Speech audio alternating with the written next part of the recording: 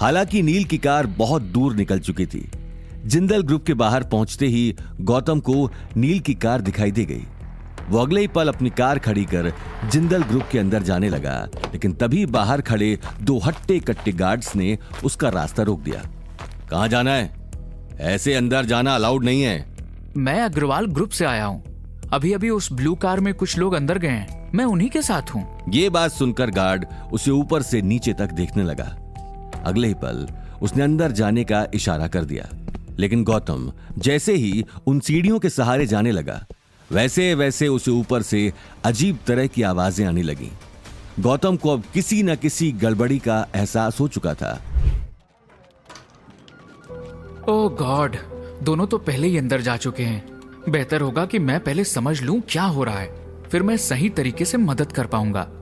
गौतम अभिषेक जिंदल के केबिन के बाहर ही खड़ा हो गया और अंदर हो रही बातें सुनने लगा। अभिषेक अकड़ में नील से कहता है, मेरे आज तक के करियर में किसी ने मुझसे इस तरह की बात नहीं की। जाओ यहां से, वरना जैसे चाय का कप तोड़ा है वैसे ही तुझे भी तोड़ दूंगा। नील बहुत सुलभ ढंग से कहता है, I want my money means I want my money. English आती है ना, या हिंदी में फिर से बोलूं, मुझे मेरे पैसे वापस दे दो। मैं गायत्री देवी का इकलौता पोता हूं। मुझे डराने की कोशिश मत करो, वरना आई विल सी यू। नील के ये शब्द सुनते ही अभिषेक जिंदल जोर जोर से हंसने लगा और तेजी से सिगार के कश लेने लगा। उसे हंसता हुआ देखकर कैबिन में खड़े उसके दो आदमी भी जोर जोर से हंसने लगे। गौतम कान लगाकर अभिषेक और नील की आगे की बातें सुनने लगता है। अभिषेक गुस्से में नील से कहता है, तुम जानते भी हो तुम किससे बात कर रहे हो। चुपचाप यहां से निकल जाओ, वरना। नील भी अकड़कर पूछता है, वरना क्या? क्या कर लोगे? अभिषेक नील के एकदम करीब आकर गुस्से में उसे वार्न करता है, जैसे आए हो वैसे जा नहीं पाओगे। लगता है बच्चे, तुमने मेरे बारे में अच्छी तरह से सुना नहीं है। अभिषेक जिंदल की आंखों में गुस्से का अंबार साफ दिखाई दे रहा था। वो अपनी बात कहते हुए नील के पास आकर खड़ा हो गया और उसकी आंखों में आंखें डालकर देखने लगा। हालांकि वो बार बार बात करते हुए रिया को भी गंदी नजरों से देख रहा था। रिया ने अब तक अभिषेक जिंदल की बदतमीजी भरी बातों का कोई जवाब नहीं दिया था, लेकिन अब वो अपने आप को रोक नहीं पा रही थी और रिया जिंदल से कहती है, देखो पैसे तो तुम्हें देने पड़ेंगे। तुम शायद नहीं जानते, लेकिन तुम्हारा ये फ्रॉड करने का और लोगों के पैसे लूटने का बिजनेस जो चल रहा है वो बहुत जल्दी बंद हो सकता है। ये सुनते ही अभिषेक हंसते हुए कहता है, अच्छा, और कौन बंद करेगा इसे? तुम। रिया गहरी सांस लेकर कहती है, जिसके दम पर ही तुम पूरा बिजनेस चला रहे हो और ये सारी बातें बोल रहे हो, वो मेरे पापा के बहुत अच्छे दोस्त हैं, मिस्टर रायचंद गोयनका।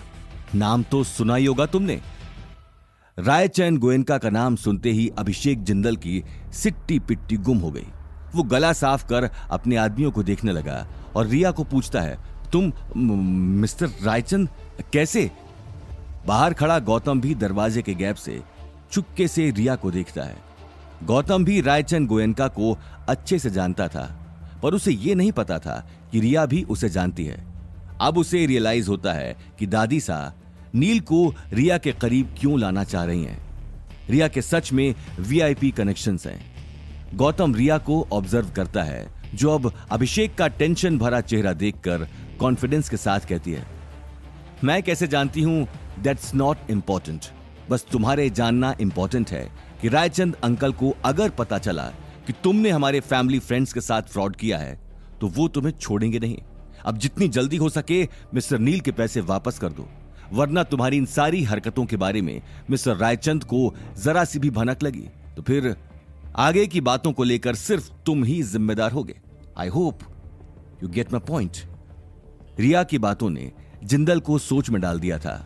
वहीं उसे घबराया हुआ देखकर रिया नील को देखकर मंद मंद मुस्कुराने लगी।